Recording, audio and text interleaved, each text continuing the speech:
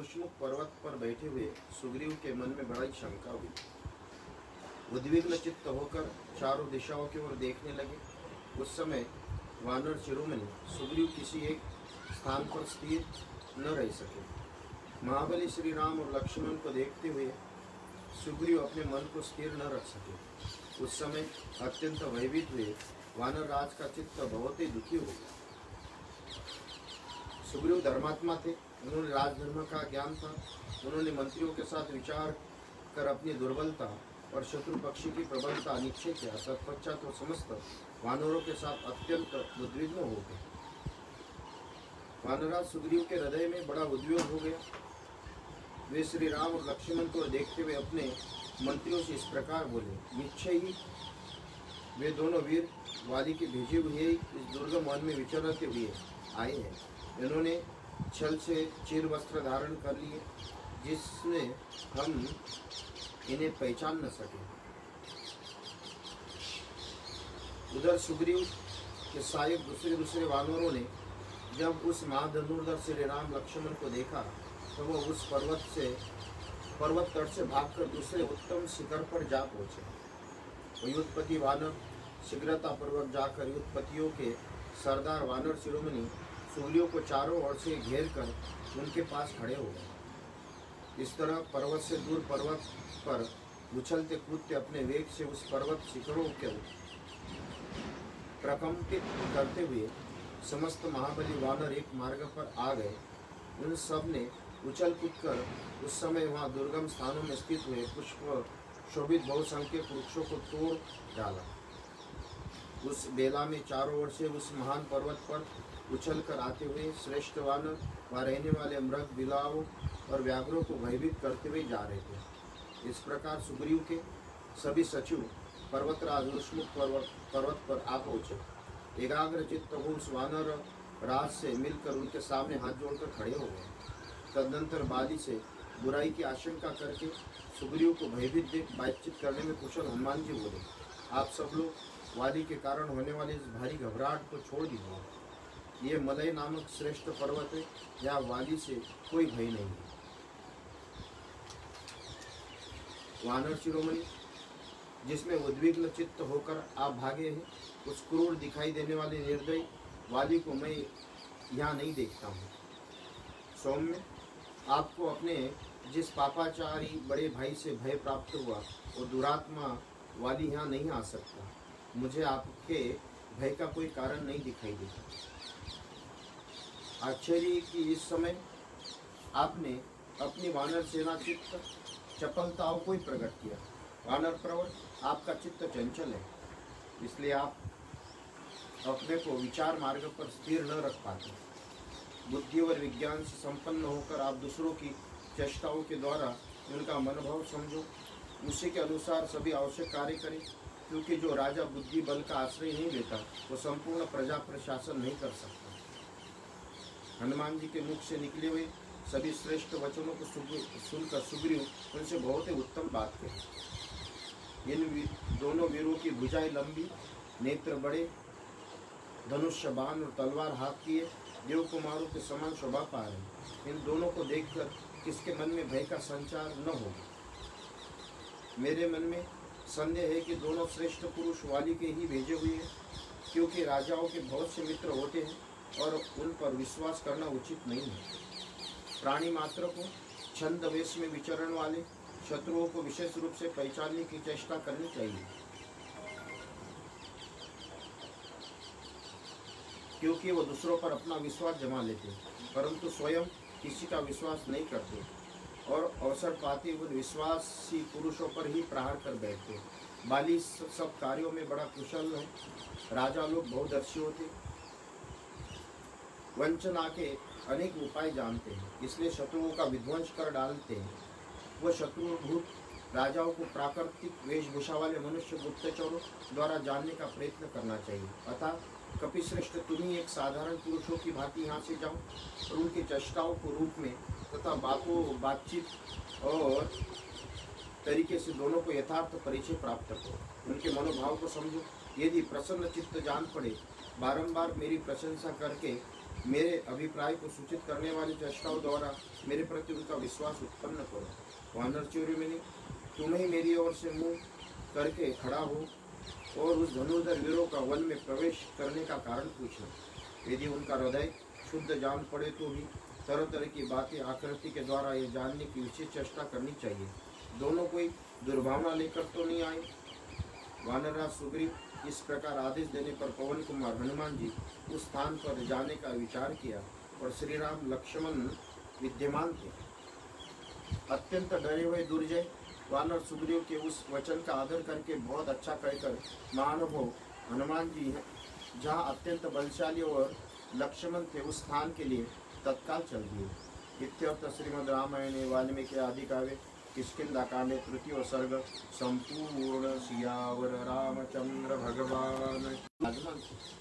पवन कुमार वानरवीर हनुमान ये सोचकर कि मेरे इस कपि रूप पर किसी का विश्वास नहीं जम सकता, उस रूप का परित्याग करके भिक्षु सामान्य तपस्वी का रूप धारण कर लिया।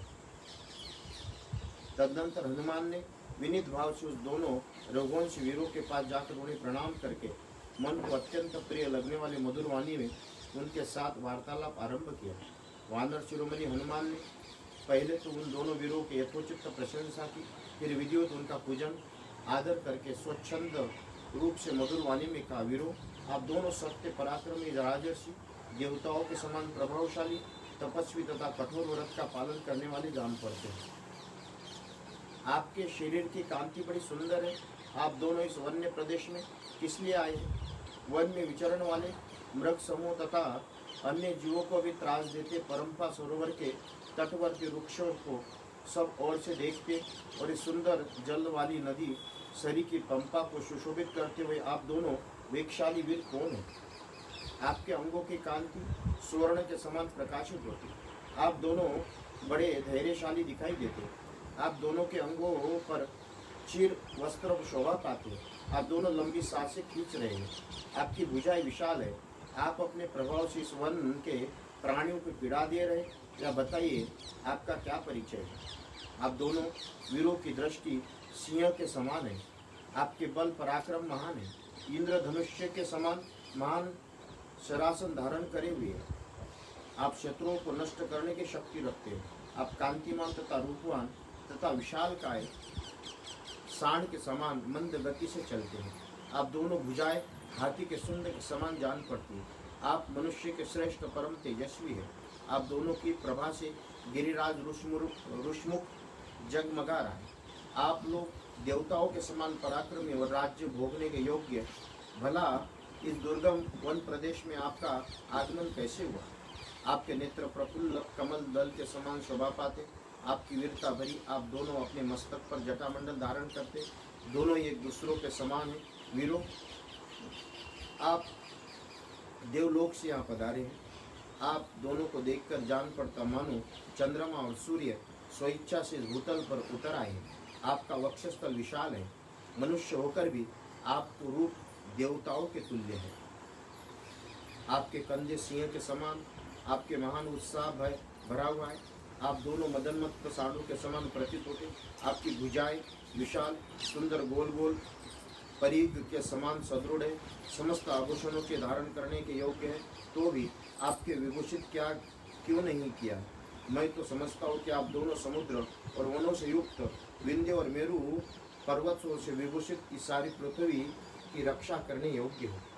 आपके दोनों धनुष्य विचित्र चिकने तथा अद्भुत अनुलेपन से चित्रित है। इन सुवर्ण से विभूषित किया गया, अतः इंद्र के वज्र के समान प्रकाशित हो रहा है। प्राणों का अंत कर लेने वाले सर्पों के समान भयंकर तथा प्रकाशमान तीखे बाणों से भरे हुए दोनों के तुनीर बड़े सुंदर दिखाई देते हैं। आपके दोनों खड़ग बहुत बड़े हैं, विस्तृत हैं। इन्हें पक्के सोने से विभूषित किया गया।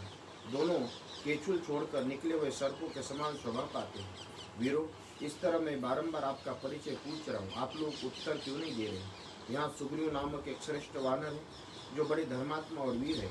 उनके भाई वाली ने घर से निकाल दिया, इसलिए अत्यंत दुखी होकर सारे जगत में मारे मारे फिर रहे। उन्हीं वानर शिरोमणि के राजा महात्मा सुग्रीव के भेजने से मैं यहाँ आया हूँ। मेरा नाम हनुमान है। मैं भी वानर जाति का ही हूँ। धर्मात्मा सुग्रीव, आप दोनों से मित्रता करना चाहता हूँ। मुझे आप लोग उन्हीं का मंत्री समझे। मैं वायु देवता का वानर जात के पुत्र हूँ। मेरी जहाँ इच्छा हो जा सकता हूँ, जैसा हूँ रूप धारण कर सकता हूँ। मैं सुग्रीव का प्रिय करने के लिए भिक्षु के रूप में अपने को छिपाकर मैं ऋष्णु पर्वत से यहाँ पर आया हूँ। उन दोनों भाई वीर श्री राम लक्ष्मण से ऐसा कहकर बातचीत करने में कुशल तथा बात का मर्म समझने में निपुण हनुमान चुप हो गए, फिर कुछ न बोले। उनकी यह बात सुनकर श्री रामचंद्र जी का मुख प्रसन्नता से खिल उठा। अपने बगल में खड़े हुए छोटे भाई लक्ष्मण ने इस प्रकार कहने लगे, सुमित्रा ने किया तथा जो सामवेद का विद्वान नहीं है वो इस प्रकार सुंदर भाषा में वार्तालाप नहीं कर सकता। निश्चय इन्होंने समूचे व्याकरण का कई बार स्वाध्याय किया है, क्योंकि बहुत सी बातें बोले जाने पर भी इनके मुंह से कोई अशुद्ध नहीं निकली। संभाषण के समय इनके मुख, नेत्र, ललाट, भवे अन्य सब अंगों से भी कोई दोष प्रकट हुआ हो, ऐसा कहीं ज्ञात नहीं हो। इन्होंने थोड़ी ही बड़ी स्पष्टता के साथ अपना अभिप्राय निवेदन किया है। उसे समझाने की कहीं कोई संदेह नहीं हुआ। रुक रुक कर अथवा शब्द अक्षरों को तोड़ मरोड़ कर किसी ऐसे वाक्य उच्चारण नहीं किया जो सुनने में कर्णकुटु हो। इनकी वाणी हृदय में मध्यमा रूप से स्थित है। कंठ से बैखरी रूप से प्रकट होती है। बोलते समय इनकी आवाज़ बहुत धीमी रहती है, न बहुत ऊंची। मध्यम स्वर में ही इन्होंने सब बातें कही है। ये संस्कार और क्रम से संपन्न, अद्भुत, अविलंबित तथा हृदय को आनंद प्रदान करने वाली कल्याणमय वाणी का उच्चारण करते हैं। हृदय, कंठ, मूर्धा इन तीनों स्थानों द्वारा स्पष्ट रूप से अभियुक्त होने वाली इन विचित्र वाणी को सुनकर किसका चित्त प्रसन्न न होगा। वध करने के लिए तलवार उठाए हुए शत्रु का हृदय भी इस अद्भुत वाणी से बदल सकता है। निष्पाप लक्ष्मण, जिस राजा के पास इनके समान दूत न हो, उसके कार्यों की सिद्धि कैसे हो सकती है। जिसके कार्य साधक दूत ऐसे उत्तम गुणों से युक्त हो, उस राजा के सभी मनोरथ दूतों की बातचीत से ही सिद्ध होता है। श्री रामचंद्र जी के ऐसा कहने पर बातचीत की कला जानने वाले सुमित्रानंदन, लक्ष्मण बात का मर्म समझाने वाले पवन कुमार, सुग्रीव, सचिव, कपिपर हनुमान से इस प्रकार बोले, विद्वन महामना, सुग्रीव गुण हमें ज्ञात हो चुके हैं। हम दोनों भाई वानरराज सुग्रीव को ही खोज में यहाँ आए।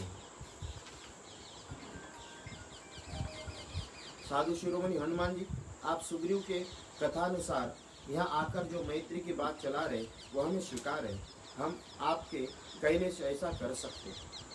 लक्ष्मण के इस स्वीकृति सूचक निपुणता युक्त वचन सुनकर पवन कुमार, कपिवर, हनुमान बड़े प्रसन्न हुए। उन्होंने सुग्रीव की विजय सिद्धि में मन लगाकर उस समय उन दोनों भाइयों के साथ उनकी मित्रता करने की इच्छा की। इत्यर्थ श्रीमद् रामायण वाल्मीकि आदि काव्य किष्किंधा कांडे तृतीय सर्ग संपूर्ण। सियावर रामचंद्र भगवान। उनका सौम्य भाव जानकर, साथ ही ये समझकर उन्हें सुग्रीव से कोई आवश्यक काम है, हनुमान जी की बड़ी प्रसन्नता हुई। उन्होंने मन ही मन सुग्रीव का स्मरण किया। अब अवश्य ही महामना सुग्रीव को राज्य की प्राप्ति होने वाली है, क्योंकि महानुभाव किसी कार्य या प्रयोजन से आए हैं, ये कार्य सुग्रीव के द्वारा सिद्ध होने वाला है। तत्पश्चात बातचीत में कुशल वानर श्रेष्ठ हनुमान जी अत्यंत हर्ष में भरकर श्री रामचंद्र जी से बोले, पंपा तटवर्ती कानन से सुशोभित ये भयंकर और दुर्गम है। इसमें नाना प्रकार के हिंसक जंतु निवास करते हैं। आप अपने छोटे भाई के साथ ही यहाँ किस लिए आए। हनुमान जी का ये वचन सुनकर श्री राम जी की आज्ञा से लक्ष्मण ने दशरथ नंदन महात्मा श्री राम का इस प्रकार परिचय देना आरंभ किया। विद्वान, इस पृथ्वी पर दशरथ नाम से प्रसिद्ध जो धर्मानुरागी तेजस्वी राजा थे, वो सदाई अपने धर्म के अनुसार चारों वर्णों की प्रजा का पालन करते। इस भूतल पर उनसे द्वेष रखने वाला कोई नहीं था। वे भी किसी से द्वेष नहीं रखते थे। समस्त प्राणियों पर दृष्टि दूसरे ब्रह्मा जी के समान स्नेह रखते थे। उन्हीं ने पर्याप्त दक्षिणा वाले अग्निष्टोम आदि यज्ञों का अनुष्ठान किया। उन्हीं महाराज के ज्येष्ठ पुत्र हैं। लोग इन्हें श्री राम कहते हैं। ये प्राणियों को शरण देने वाले, पिता की आज्ञा का पालन करने वाले महाराज दशरथ के चारों पुत्रों में सबसे अधिक गुणवान है। ये राजा के उत्तम लक्षणों से संपन्न है। जब इन्हें राज्य संपत्तियों से संयुक्त किया जा रहा था, उस समय कुछ ऐसा कारण आ पड़ा जिससे ये राज्य से वंचित हो गए और वन में निवास करने के लिए मेरे साथ आ गए।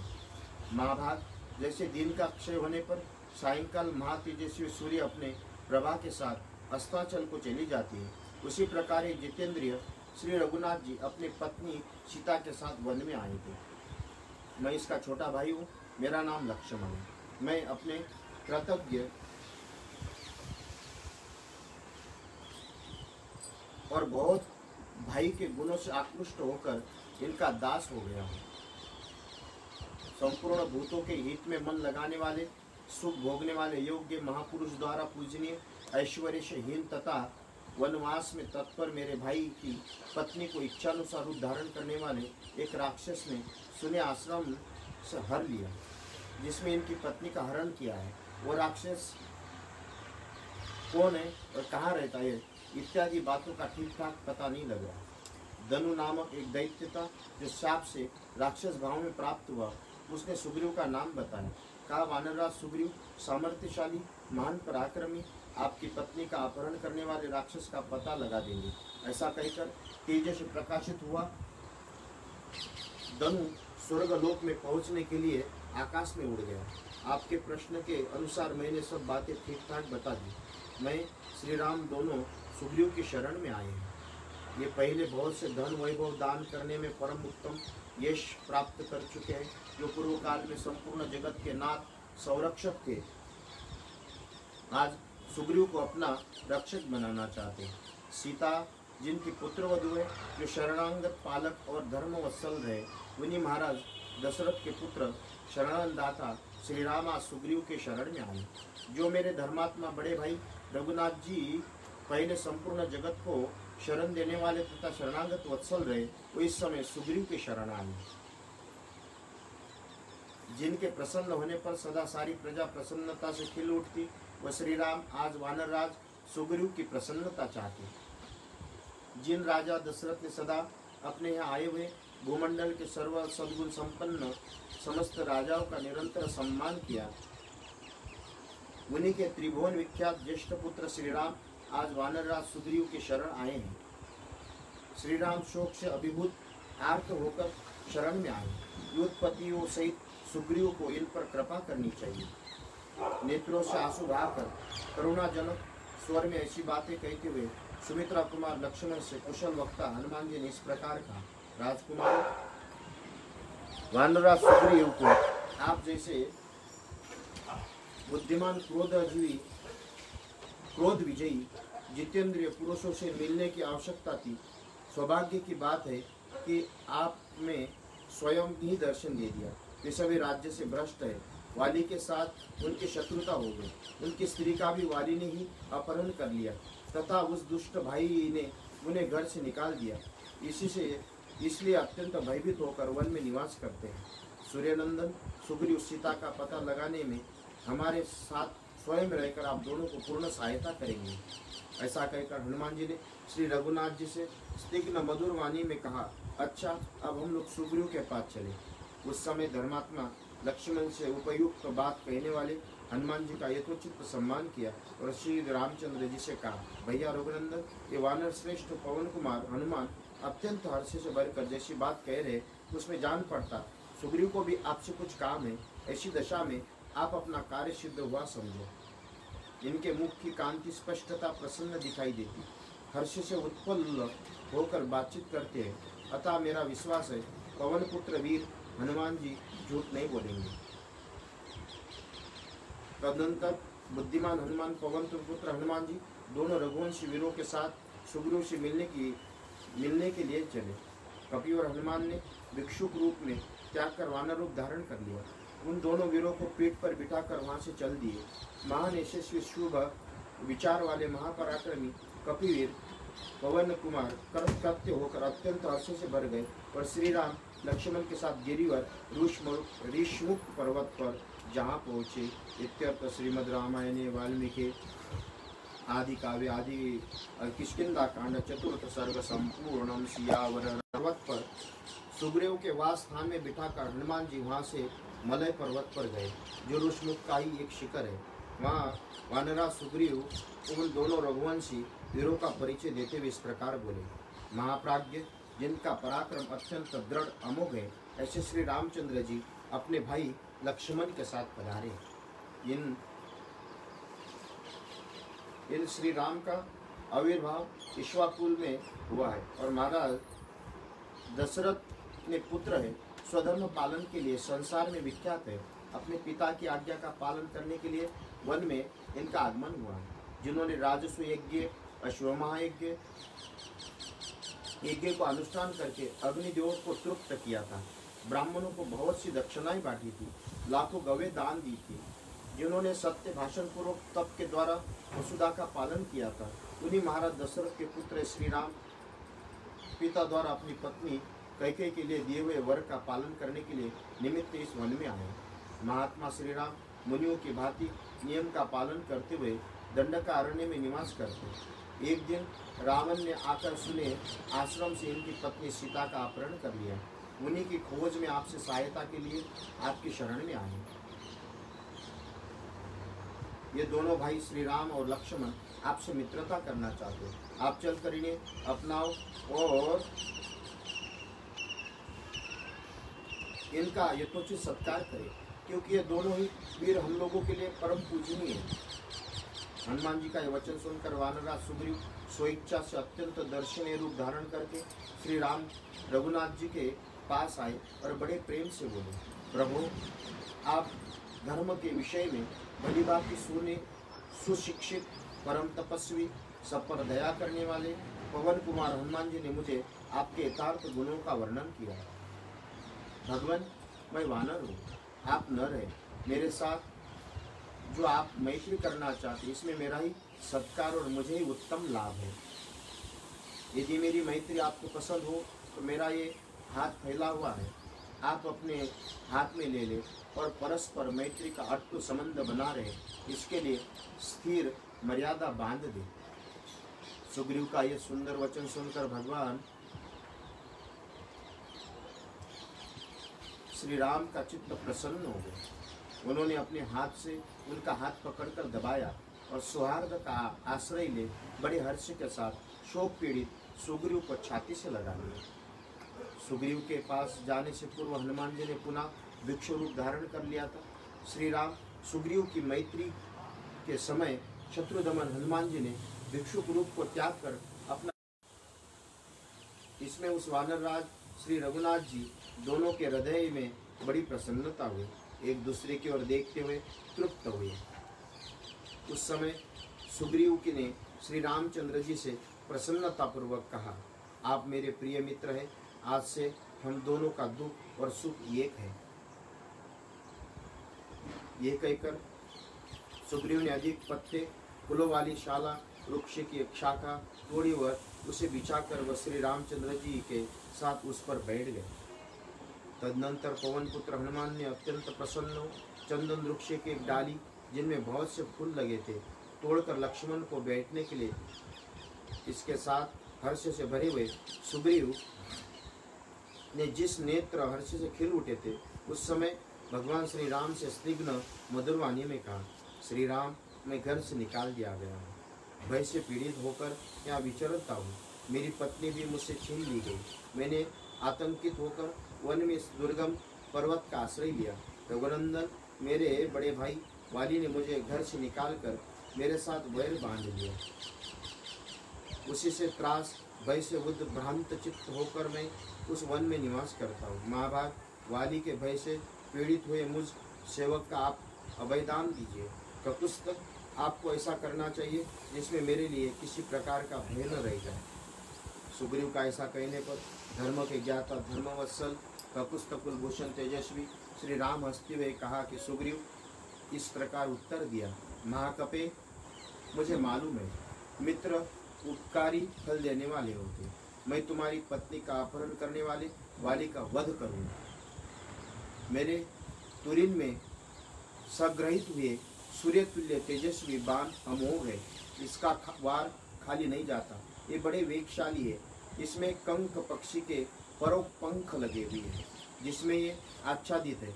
इसमें अग्रभाग बड़े तीखे, गाढ़े भी सीधे हैं, रोष में भरे हुए सर्पों के समान छूटते हैं, इंद्र के वज्र की भांति भयंकर चोट करते हैं। इस दुराचारी वाली पर मेरे ये बाण अवश्य ही गिराएंगे। आज देखना, मैं अपने विषधर सर्पों के समान तीखे बाणों से मारकर वाली को पृथ्वी पर गिरा दूंगा। वह इंद्र के वज्र से टूट टूट कर गिरे हुए पर्वत के समान दिखाई देगा। आप अपने लिए परम हितकर व रघुनाथ जी का वचन सुनकर सुग्रीव को बड़ी प्रसन्नता हुई। उत्तम वाणी में बोले, वीर पुरुष सिंह, मैं आपकी कृपा से अपनी प्यारी पत्नी तथा राज्य को प्राप्त कर सकूं, ऐसा यत्न कीजिए। नरदेह मेरा बड़ा भाई वैरी हो गया, आप उसकी ऐसी अवस्था कर दे जिसमें वो फिर मुझे मार न सके। सुग्रीव और श्री राम इस प्रेम पूर्ण मैत्री में प्रसंग में सीता के प्रफुल्ल कमल जैसे, कपिराज वाली के सुवर्ण जैसे तथा निशाचरों से प्रज्वलित अग्नि के जैसे बाह्य नेत्र एक साथ ही फड़फड़ने लगे। इत्यर्थ श्रीमद् रामायणे वाल्मीकि आदि काव्ये किष्किंधा कांडे पंचम सर्ग संपूर्ण। रघुकुल नंदन श्री रामचंद्र जी से कहा, मेरे मंत्रियों में श्रेष्ठ सचिव हनुमान जी आपके विषय में सारा वृत्तांत बता चुके, जिसके कारण इस निर्जन वन में आना पड़ा। अपने भाई लक्ष्मण के साथ जब वन में निवास करते थे, तब राक्षस रावण ने आपकी पत्नी मिथिलेश कुमारी जनक नंदिनी सीता को हर लिया। उस बेला में आप उसे अलग थे और बुद्धिमान लक्ष्मण भी उन्हें अकेले छोड़कर चले गए थे। राक्षस इसी अवसर की प्रतीक्षा में था। उसने गिद्ध जटायु का वध करके रोती हुई सीता का अपहरण किया। इस प्रकार उस राक्षस ने आपकी पत्नी वियोग के कष्ट में डाल दिया। परंतु इस पत्नी वियोग के दुख से आप शीघ्र ही मुक्त हो जाएंगे। मैं राक्षस द्वारा ही हरी गई वेदवाणी के समान आपकी पत्नी को वापस ला दूंगा। शत्रुदमन श्री राम।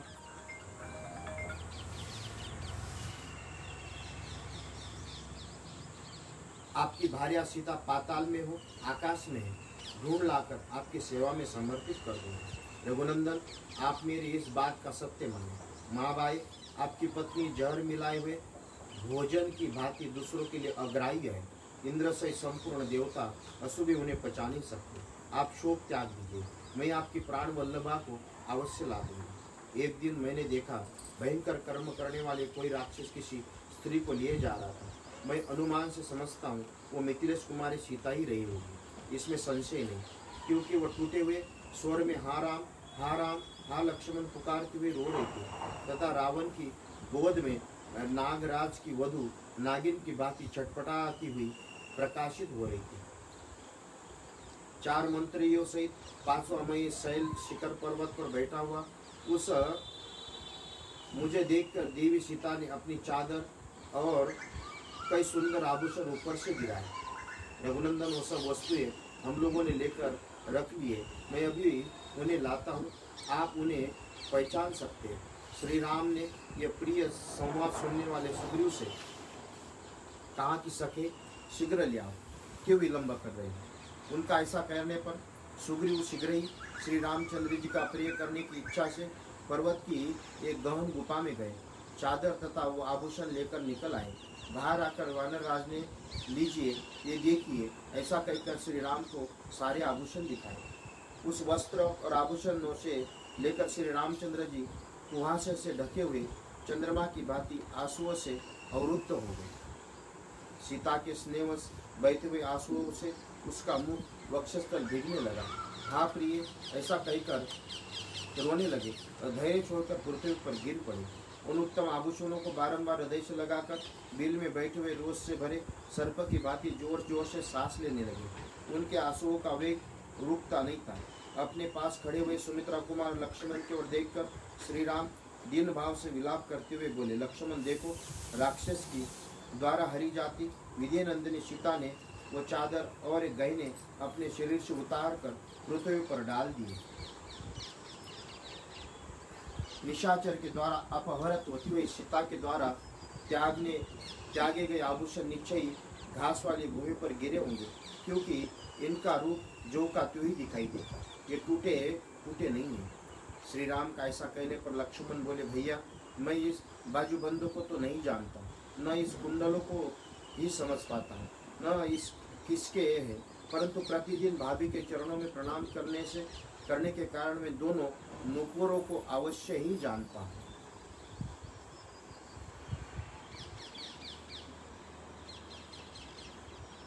तब रघुनाथ जी सुग्रीव से इस प्रकार बोले, सुग्रीव तुमने तो देखा है वो भयंकर रूपधारी राक्षस मेरी प्राण प्यारी सीता को किस दिशा में ले गया, ये बताओ। मुझे महान संकट देने वाला वो राक्षस कहाँ रहता है? मैं केवल उसी के अपराध के कारण समस्त राक्षसों का विनाश कर डालूंगा। उन राक्षसों ने मैथिली का अपहरण करके मेरा रोष बढ़ाकर निश्चय अपने जीवन का अंत करने के लिए मौत का दरवाजा खोला। वानरराज, जिस निशाचर ने मुझे धोखे से डालकर मेरा अपमान करके मेरी प्रियतमा वन में अपहरण किया, वो मेरा घोर शत्रु है। तुम उसका पता बताओ, मैं अभी यमराज के पास पहुंचाता हूँ। इत्यर्थ श्रीमद् रामायणे वाल्मीकि आदि काव्ये किष्किंधा कांडे षष्ठम सर्ग संपूर्णम। सियावर से पीड़ित होकर जब ऐसी बात कही तो वानरराज सुग्रीव की आंखों में आंसू भर आए।